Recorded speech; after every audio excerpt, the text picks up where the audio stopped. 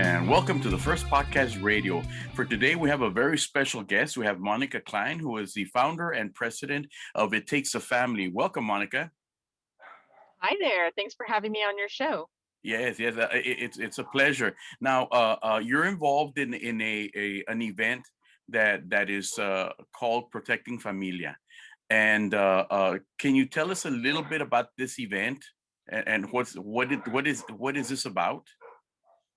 Well, Pastor Tovar decided, invited me and Carol Ayala and Texas Values to come into Laredo and talk to parents and church leaders about the sexualization of children through public education and some of the nonprofits in the town. Hmm. There is a big move to push comprehensive sex education in every area of life, and especially in every subject for children. Yeah. And this form of education, even though it's a public health approach, the truth is comprehensive sex education has a philosophy that believes that children are sexual from birth and that they have sexual rights to be sexually active, even apart from their parents' consent. So much of this education refers to organizations and clinics like Planned Parenthood, and they basically teach children about how to have sex, and not only that, but how to navigate the healthcare system and abortion so that they can do all of that without their parents ever knowing about it. And so this is a direct violation of parental rights. And it also is, really encouraging children to be involved in high risk activity. And I'm not the only one saying that. The Center for Disease Control, the CDC, actually says that sex in childhood is a high risk behavior, not only for disease and teen pregnancy, but for emotional depression and things like that. And of course, the risk of human trafficking for these vulnerable children. So we're going to be coming into Laredo to talk to parents and church leaders about the importance of not only fighting against this, what rights the parents have, but also to really encourage and equip parents to understand, and the church, that this belongs to the family. Sex education belongs in the family. And It Takes a Family, my organization, is all about teaching parents how to be that authority for their children so that they can, in a very loving way, be able to speak to their own children about these subjects. Monica, so then Protecting Familias is about teaching parents, uh, you know, how to that there it's their responsibility, and the state is kind of taking over their job. And I know that in teaching sex education, because I know I've heard Ben Shapiro speak a lot about this.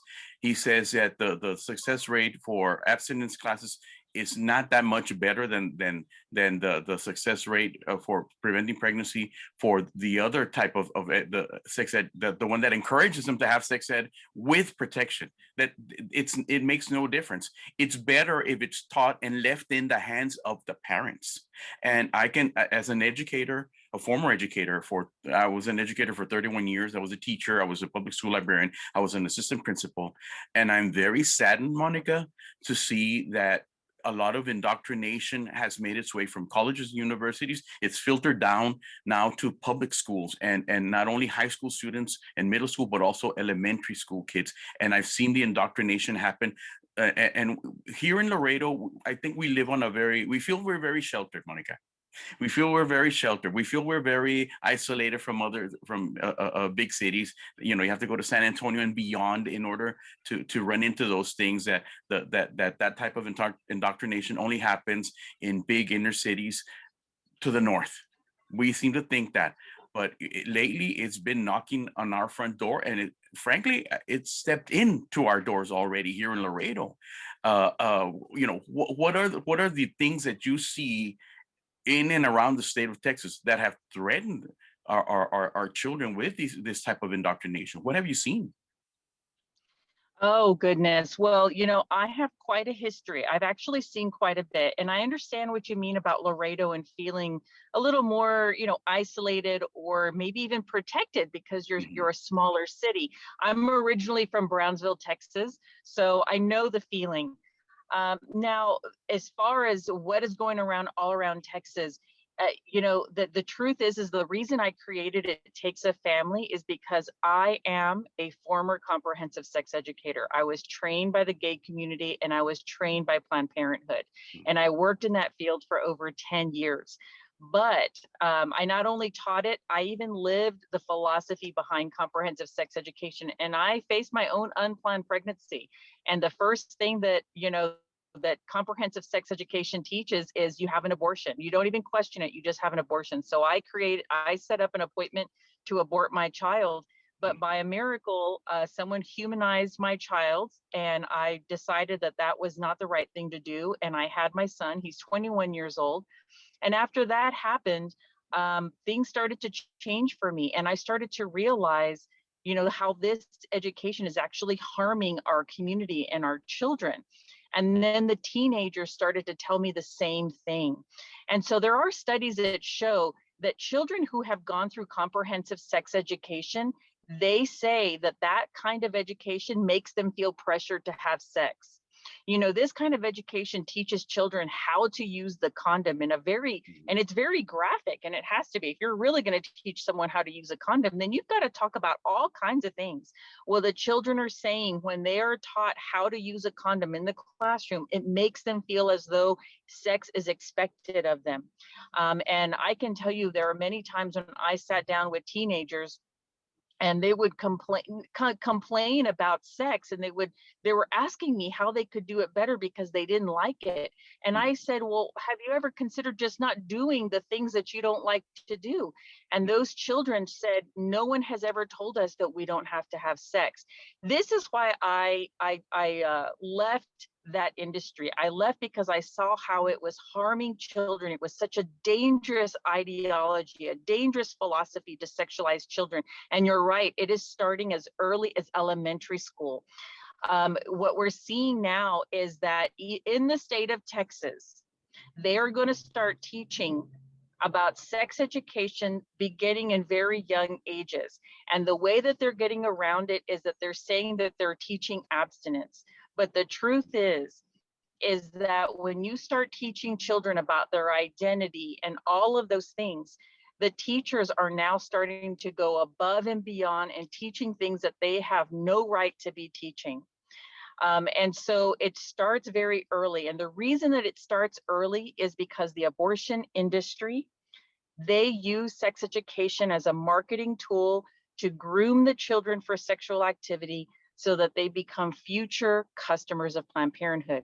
If you look at Planned Parenthood's most recent 2020 report, what they show in there is that the number two activity that they have, that they spend most of their money on, is sex education. Medical services is number one, which is abortion.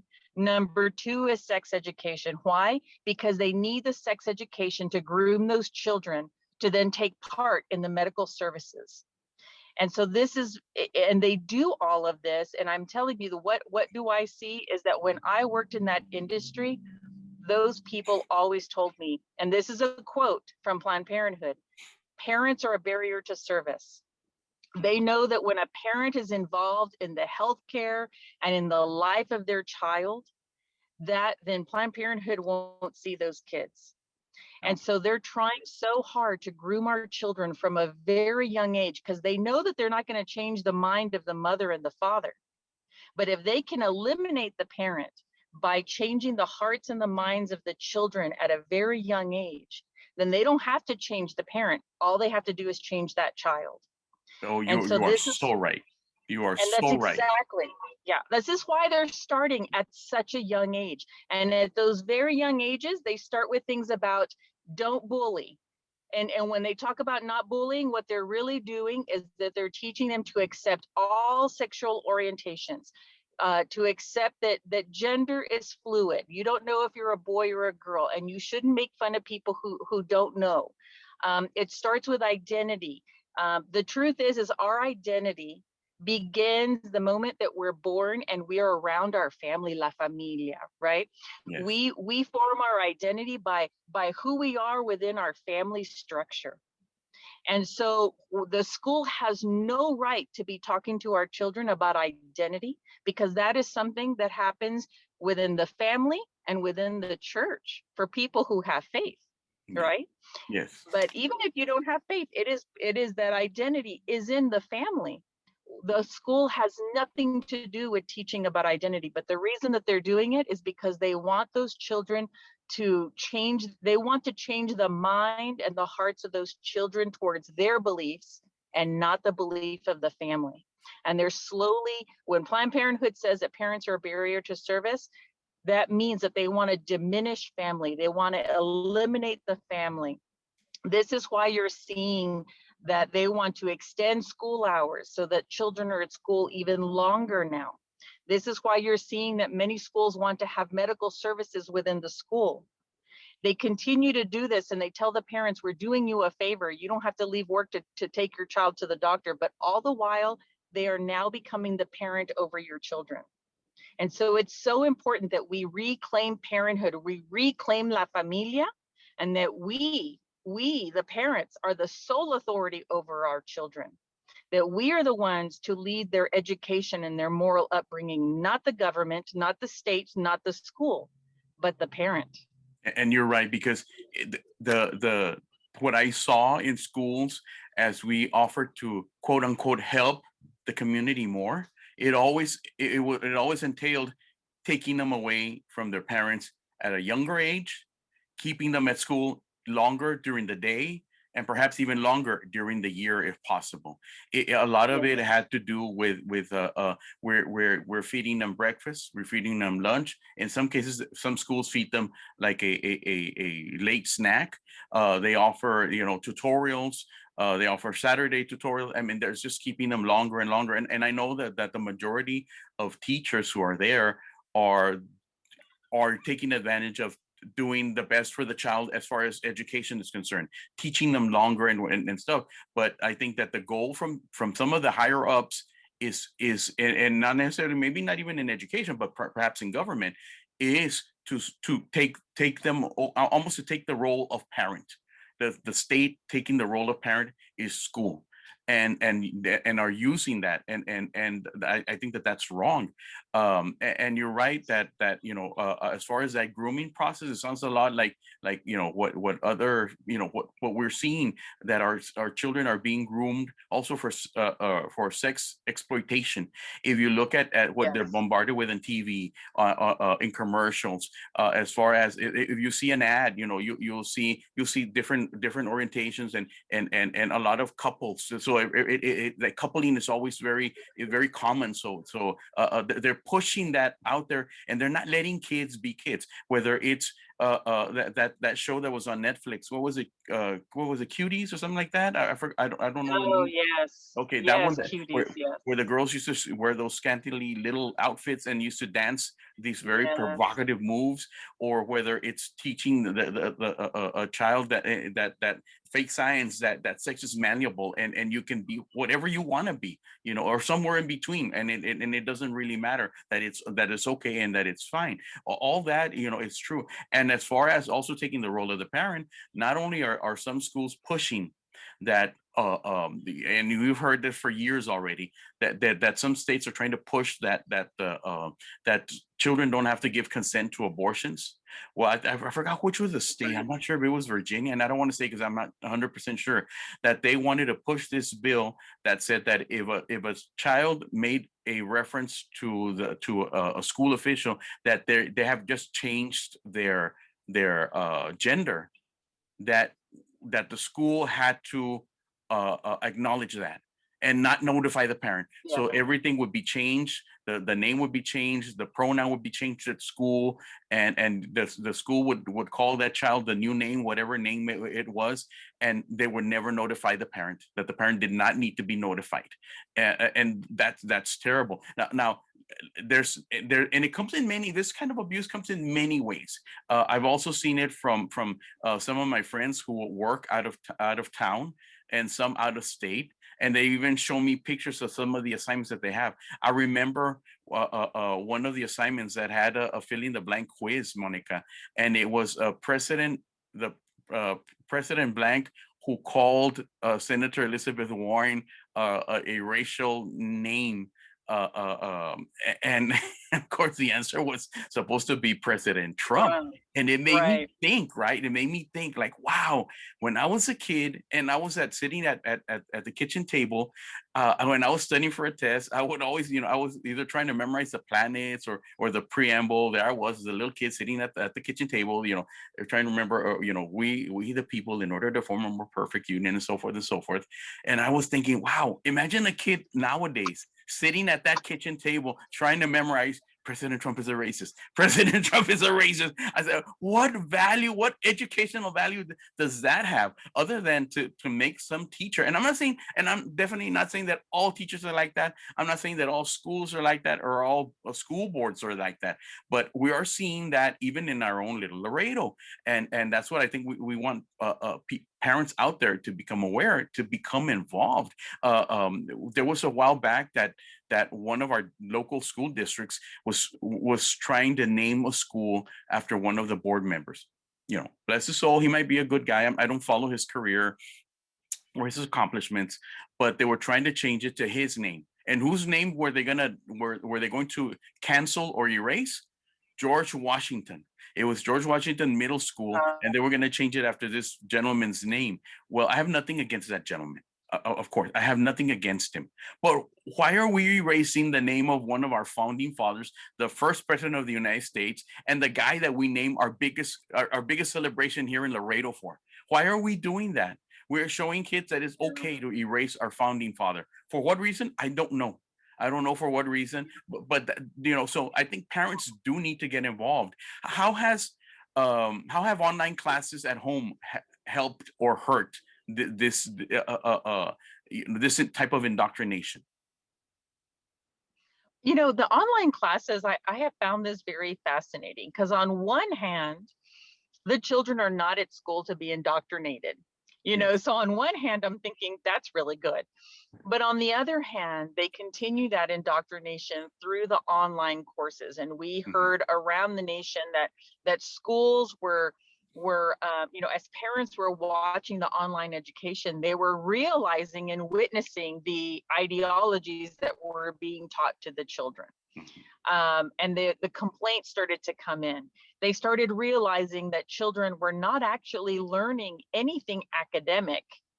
And so parents were complaining that, why are you, teaching my child about their emotions instead of academics? Mhm. So as these complaints started to come through, we saw that then the schools were sending notices where parents were being told to sign a piece of paper saying that they will not watch their Mhm. children's school online, Oh, wow. that they would have to leave the room.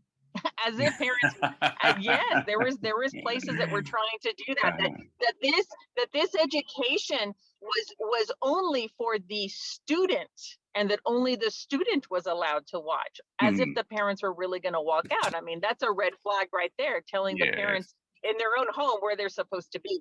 So, but Planned Parenthood and a lot of the organizations that are pushing, and I mentioned Planned Parenthood because they are the largest provider of comprehensive sex education, not only in our nation, but around the globe. But they Yes. are not the only ones. And what they do is they mentor and they help many of these other organizations to do the same thing. Mhm. But what they have already launched online sex education. They have already launched parent education, and in Spanish as well, because they want to have everyone conform and affirm their ideology. And it's very, very dangerous. And in the presentation that I'm going to do in Laredo, I am going to talk about the concerns that parents or the community have about their Mhm. children and sex. We are concerned about STDs that are at epidemic rates. The CDC tells us that they are at epidemic rates among 15-year-olds to 24-year-olds. That is a valid concern. We are Mhm. concerned about teen pregnancy as well. But to say that comprehensive sex education and these ideologies will solve those issues is not true. And so I will be talking to parents about what are our concerns, what are the myths, and what is the truth, and what can parents do to protect their children as well as their communities. and how they can advocate for that in the board, at school, at their school shacks. We will educate parents so that they understand what their rights are and what they can do in their schools to be the leaders, not only in their home, but in the community as well. So at this presentation, parents are going to receive a lot of good information. And even though because Carol lives in Austin, I live in Fredericksburg, Texas, we're going to be there, but we'll still be available. We work with Pastor Tovar a lot, and he will have those resources. So even after our one night there in Laredo, we will still be available for any other questions and for continued support. But parents, and church leaders and conservatives in your area, I really encourage you to come to the event, because you'll be able to ask us questions directly. Carol and I have worked directly with the radical sex education that happened in Austin. I'm working currently with Leander ISD. I've helped some moms over in the Abilene area as well. And just the information I was able to provide to them stopped comprehensive sex education, at least for the moment, but they're still fighting it, because the truth is that this fight is not going to end. These people really do want to take over our children. They really do want their ideology to become accepted and affirmed by all people. So this fight isn't going to stop, in one meeting. It is something that we're going to have to continue to do. And the truth is that as parents, our job is never over with our children. My son is 21 years old today, and I'm still his mom, and we still talk a lot. So our jobs are never over. But you will gain a lot of great information at this meeting, and I strongly encourage everyone to attend. And now, Monica, when is this taking place? This is happening March 4th, I believe, in the evening. And we do have information about the event on Facebook. And so, I don't have the exact address with me right now, but we'll post it. I'll go ahead and I'll post it into the program as we're speaking right now. I'll go ahead and I'll post it. And I believe it's at 7 p.m. And I just encourage everybody to show up. If you have kids in school, whether it's high school, elementary school, middle school, I strongly urge you to go. If you have college, university students, I encourage you strongly to go. If you are a taxpayer, I strongly encourage you to go, because this will affect the entire community and the well-being of our community. Thank you, Monica. Thank you so much, Monica Cline. And in case you were wondering why we can't see Monica's face, she relayed to me earlier that she had several issues during the winter with affecting her home. So we just thank you that you were still able to make time for us. Monica Cline, founder and president of It Takes a Family. Thank you so much for being on our show. Thank you. And thank you everybody.